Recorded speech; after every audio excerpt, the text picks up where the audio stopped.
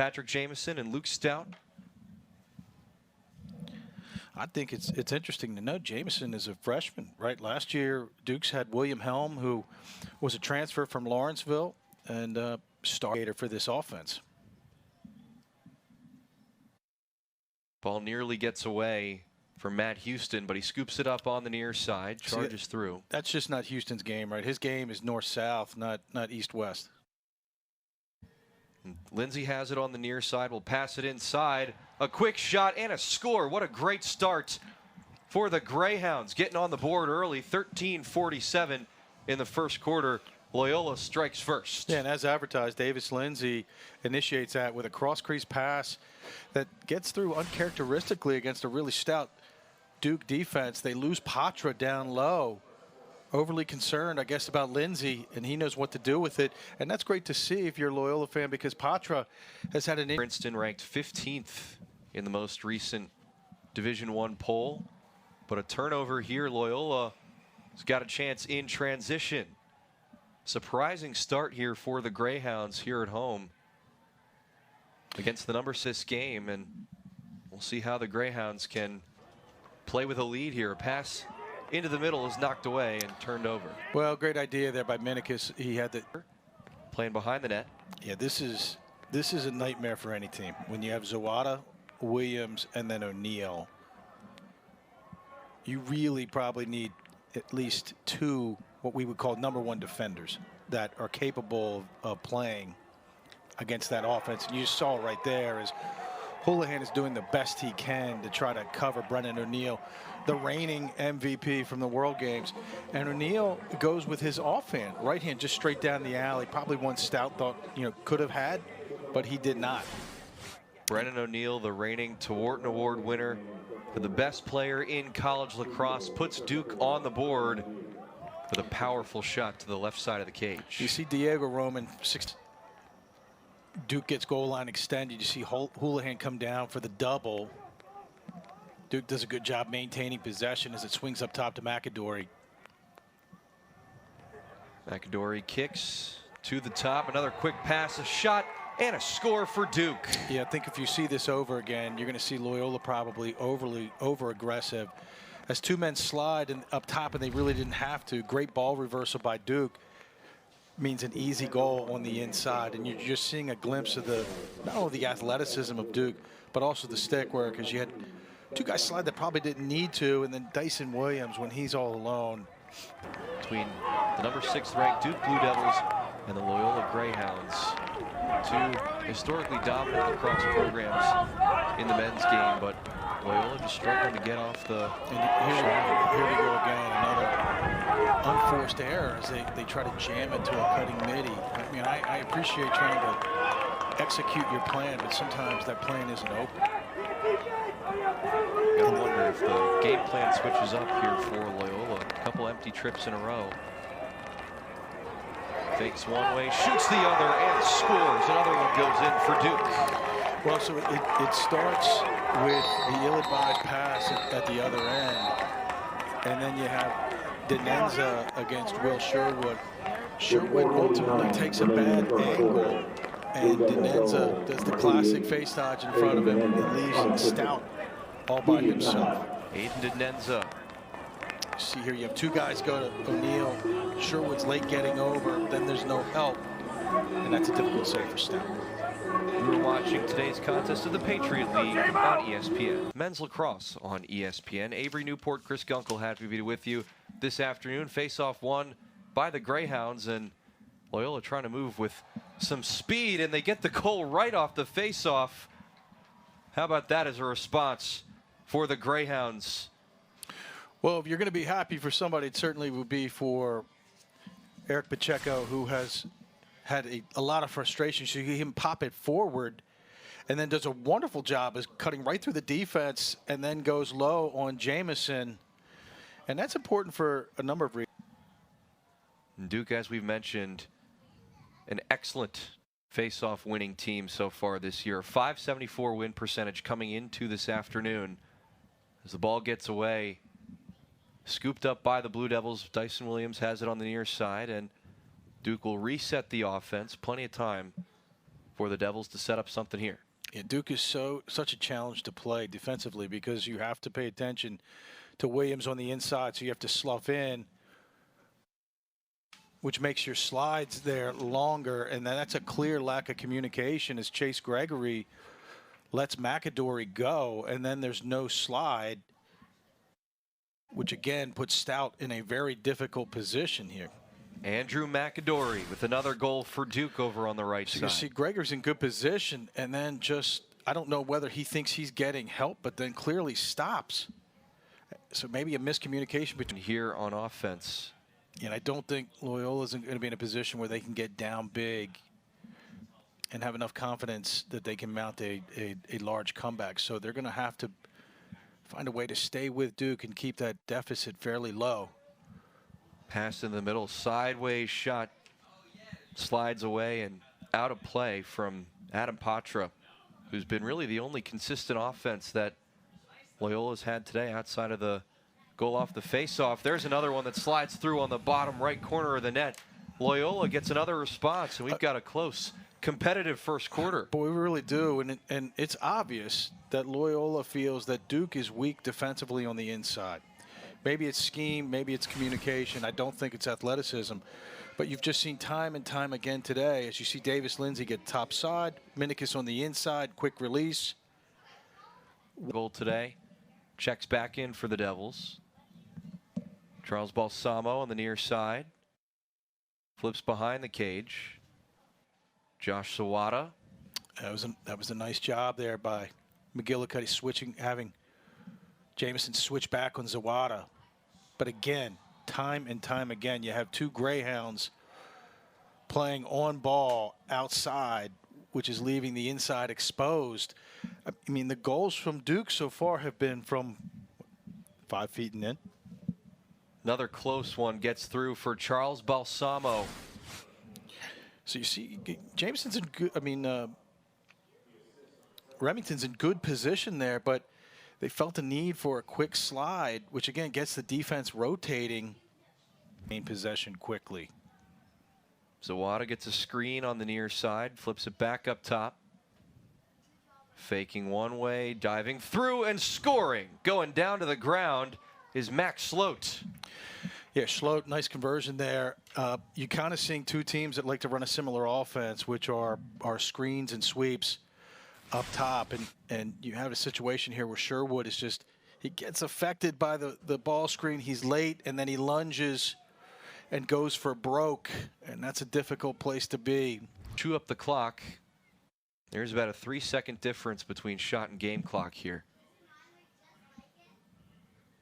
Loyola has moved into a zone. Over on the near side to Nenza. He's got a goal today. Flips it in the middle. A quick shot. Won't go. Good save. Boy, that's a great save there by Stout, and they needed it. Loyola still, with 18 seconds here, has an opportunity to convert as it goes to Gregory. Gregory fires and scores. And that's a wonderful job there by Loyola all the way around, but even better by Gregory with the long pole to go offside low on Jamison. And Jamison has not looked great so far. I mean, I know a lot of the shots have come in close, but there are some that they have converted on where I thought he would have made a save. And so McGillicuddy does a nice job finding the trailer and Gregory, no one slides, and he makes the right decision to beats Jamison offside low. Chase Gregory, long stick midi. Struggles of Loyola. They're not getting dominated or overwhelmed. At the face-off dot, you're just reminded this is how good Duke is. Yeah, statistically, Glenn, there's not any really major thing that seems glaring that would point to a major struggle by Loyola. I think you just see a Duke team that's really talented and incredibly efficient offensively, as you see right there. Yeah. You have to be able to play sides there, and you can't give Dyson Williams an inch. He's been converting now for about 27 years at Duke, going into his 28th year, and that is the difference. Crafty Canadian. Dyson Williams extends the lead to 7-4. You know, if you were going to critique that, you might say Remington for Loyola doesn't involve a win over Duke today. Oh, absolutely. You know, there's no other way to look at it. And even then, it might be difficult. Right, correct. It would still probably have to involve a win over Army, as Lindsay has that checked out from behind.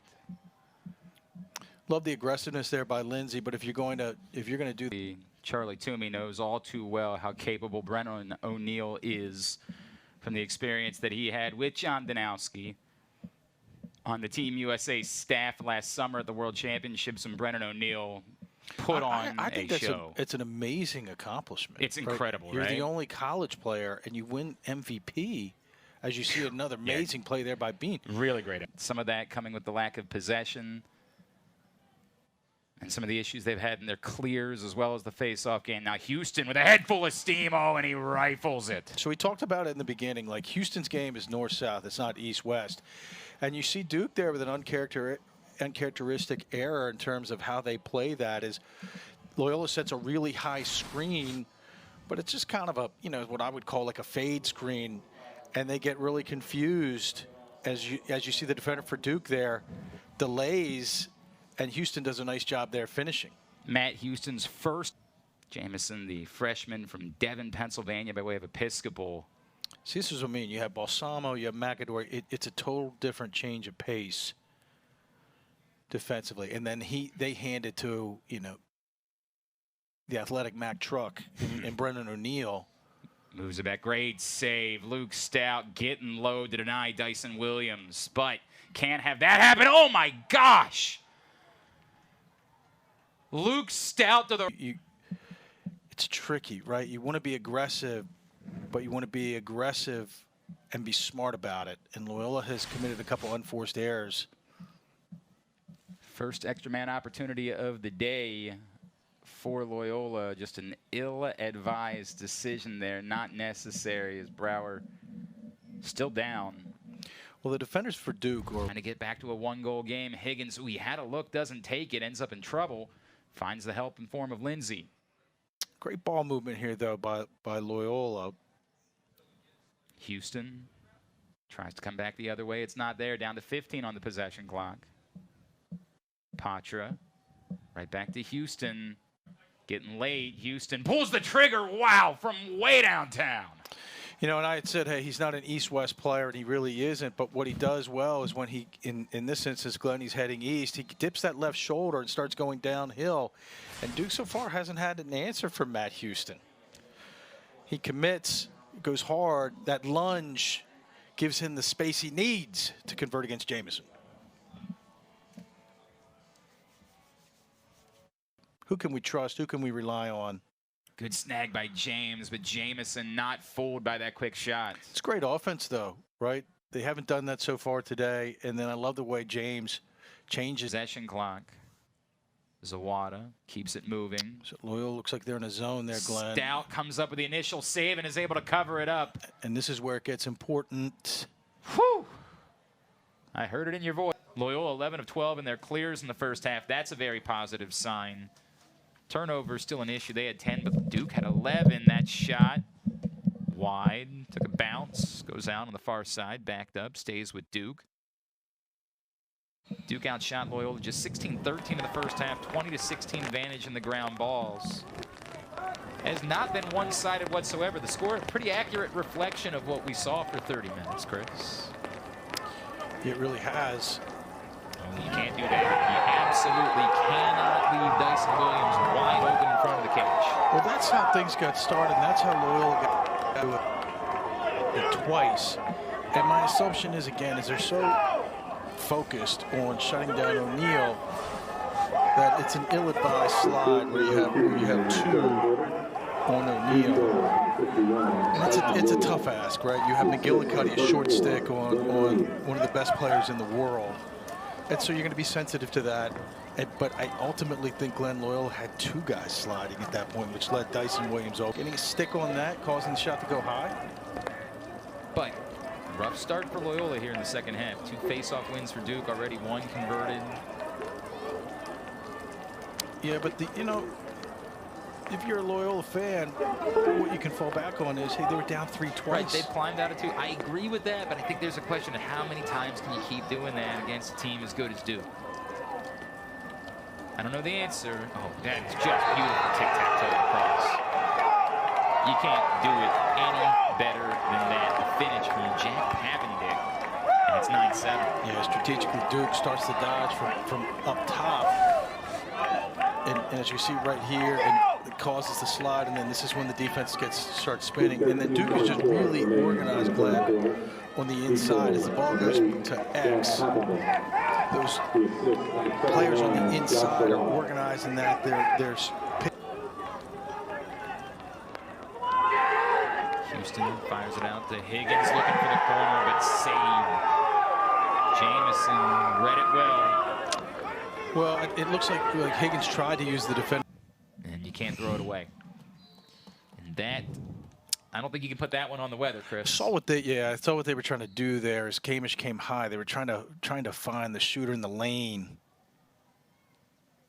Just wasn't able to convert. Another chance for Duke to stretch it out to a 3-goal lead again. Max, their largest of the day. You see Patra scurrying off. He didn't want him playing defense. And oh boy, you could see that one was a stinger. But that's how they got beat there. As Patra got stuck defensively, and they to me, they substituted late. I would have thought at that point you're committed, and you just keep Patra on as you see Balsamo come out. Loyola scrambling at that point, and Denenza goes from low to high. I'm shocked at this. Loyola had all the momentum going into halftime. I expected them to come out and keep that momentum. So credit Duke, making the adjustments necessary, whether it be physically or mentally. Well, and this is what makes them so good, right? Like, this is why it's so difficult to beat a team like Duke, is O'Neal's going to add to it, and Duke is rolling right now. O'Neal's second of the game. They're feeling it. They're playing make it, take it lacrosse as they scored 4 unanswered goals here in the third quarter. And it was only a matter of time. And Duke is so organized off face-offs, kind of in their second and third phases. And I want you to watch us here, Glenn. What makes Brendan O'Neal so deadly is watch how low he gets his hands. And watch how he pulls it behind his head and really snaps that top wrist. Difficult to see with that type of velocity. Line extended. Fires it up top. Houston, no angle there. 16 on the possession clock. Patra trying to bully his way in front. What do they call? They're going to throw the flag. Looked like a goal with penalty. It looked to me like a goal, but we haven't seen it signaled yet. Officials are going to talk about it. I guess they must have called a crease violation. Official still talking. Late in the possession clock, just decides he's going to go one-on-one. Wilson defending, got underneath him. Well, you could have argued maybe Wilson a check to the back of the head, Broward a check to the front of the head. When does the shot actually come out of the stick is the question. Looks like it's right now. Right there. I think you're right. And to your point, he doesn't look like he's in the crease at that point. Goal with penalty. And they say good goal. So there's a push, and then the push gets wiped out, but the Duke's going to get a penalty for 1 minute penalty for the hit to the head. Exactly right. So give Patra the goal. He has a hat trick on the day. Much needed there by Chase Gregory, but even better job there by Pacheco just to hang in there and make it a difficult ground ball. So second extra man opportunity of the game for Loyola. And if they can convert, it's almost like what 4-goal deficit was there. Start to feel completely different in that moment. And that's not converting. That's making a heck of a play. 20 seconds remaining on the possession clock. McAdory was on a beeline to the cage. Peels off. When all else fails, give it to O'Neal and see what he can do. Houlihan trying to hang with them, but O'Neal wins that matchup. He's really taking matters into his own hands, isn't he, Glenn? And it's just such a difficult matchup for Houlihan who gives away a lot of weight and strength to O'Neal. And you'll see in the replay, O'Neal he gets high, and Houlihan's there, right? But he just can't hold. He tries to try to get lower, and he just can't as O'Neal puts that foot in the ground and then rotates backside and gets Duke. 3-second difference between shot clock and game clock here. Late in the third, can Loyola get a big momentum goal to carry with them to the fourth quarter? You know, the attackman from Loyola can get that initial burst, right, where it looks like they have a step, but Duke is just able to regroup and catch up and without even having to slide. It's a big luxury if you're a defensive coordinator for Duke. Kamish, ooh, they needed that. They really did. And now, you know, Glenn, right now, 3-goal deficit. Loyola has plenty of time if they win this face-off in order to get another one on board. That's a great point. And if we said it before, they have come back twice from 3-goal deficits. Great job there by Kamish. And he has not scored a lot this year so far. And 2 follow-up thoughts to this. It feels like Kamish might have caught Jamison a bit of an unexpected shot. Is kind of fading away from the cage. You didn't think he hasn't really been an initiator. Hall came in today, 27 of 70 on the season, 38.6%. He got beat cleanly there, yeah, right? That one wasn't really even competitive. Now he's forced to play defense. Well, he's getting out now, so. And that was about as quick as they scored in the third quarter. Yeah, so it's constant pressure from Duke in their second and third phases of their offense. Some of it, Glenn, may be Loyola's tired defensively, right? You know you're supposed to be there, but you just can't get there. As you see Reynolds getting there late, you have to constantly be on alert as Reynolds slides high, and then there's confusion on whether or not Sally needs to take his place. Here you see him back out. I'd like to see him get the ball. Here we go, back up top, and this is where, but he gives it up. Joey Kamish. I just think you go back to it. They've had such a hard time covering him. Houston. And this is not his game from the wing. His game is more up top. And here we go. Gives himself moving, gets free, See, and there like, it is. That's what I'm talking about, Glenn. There it is. Nostra Gunkel. I know what I'm talking about. Well, they just haven't been able to stop him. It's blatantly obvious. Matt Houston joins the hat trick party, his third of the day, doubling his total for the season. And Duke has just continued to cover him with a short stick. And Houston is more than willing to take advantage of that as he just gets inside and beats Jamison stick side low. And he got around. But sometimes when you play teams like Duke, what you think is there is not really there. They're able to bait you and close the gap pretty quickly. And that has happened to him multiple times today. Houlihan on O'Neal again. O'Neal trying to get free. Houlihan hanging with them. Oh, and O'Neal just turns and goes the other way. You know, that is just... That's world class, man. Well, it's just good on good or good on great. It's great. It's good defense there by Houlihan. But what do you do? You know, what do you do there? And O'Neal shows why he is one of the premier players in all of the world. The move is one thing, but it's the position on the shot with someone hanging on you. That's the other. And it's all fundamentally sound. Well, you don't see a lot with O'Neal. Oh, yeah. Boy. Flag comes out. I just don't know what the slap does for you there that far out. I mean, the odds of you dislodging it are slim. So on top of everything else, if Duke doesn't convert, they'll go man up with a new shot clock. And you got Sally on O'Neal. He's face guarding him, trying to permit him from getting possession. 8 seconds remaining on the possession clock. Papendick somehow sneaks that by. And boy, that one kind of feels like a dagger. Yeah, that one hurts. It starts with Houston's play on the other end when you just go stick side high. And Duke shows a lot of discipline here as they handle the big little behind the cage. You know, Stout is up for it, but gets surprised. Great shot there as they go 5-hole on Stout. 3 minutes and change remaining. Big ask here for Jake Wilson taking on Zawada. Good experience, though, for the freshman. Against a world-class player.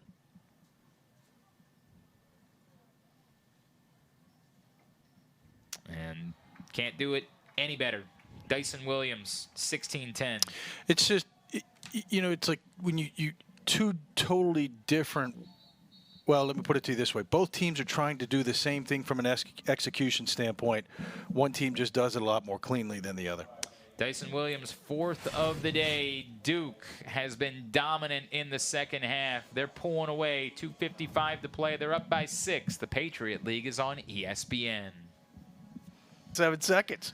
Blue Devils improved to 6-1 on the season, 2-0 away from home. Loyola falls to 2-5 on the year. They do not run to him. They go to the sideline. They Great do point. not run to him.